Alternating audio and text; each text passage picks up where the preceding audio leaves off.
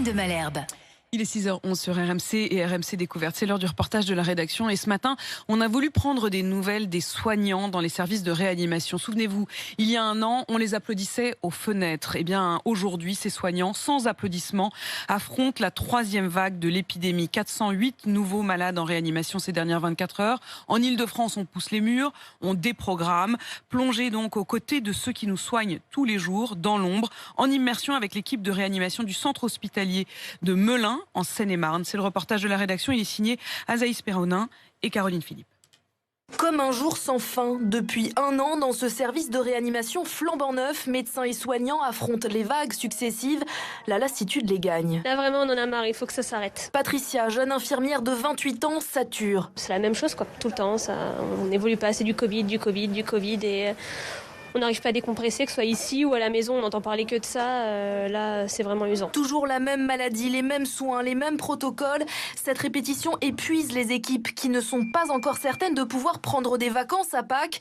Amélie, infirmière, n'a pas posé de congé depuis les fêtes de fin d'année. On en a besoin, on les attend, on projette, on a envie de retrouver notre famille, on vit Covid, on parle Covid, on mange, on se réveille, on est Covid, on n'en peut plus.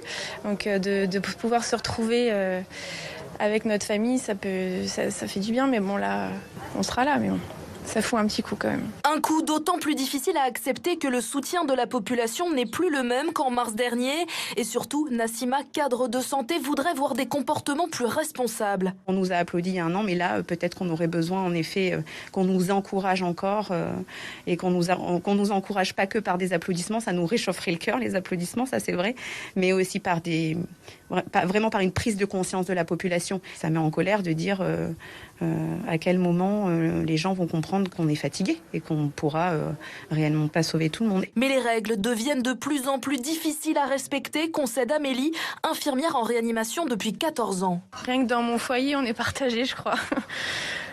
Ça m'agace parce que je sais qu'il faut passer par la case confinement dur et vaccination, gestes barrières, mais en même temps, les gens en ont marre, ce qu'on peut comprendre. Nous, on voit le pire, on voit le plus dur, donc on sait ce que ça peut être et on sait comment ça peut être dur, mais on sait très bien qu'à l'extérieur, les gens ne se rendent pas forcément compte de ce que c'est ici. Après la première vague, dans ce service, 10 infirmiers sur 60 ont quitté leur poste.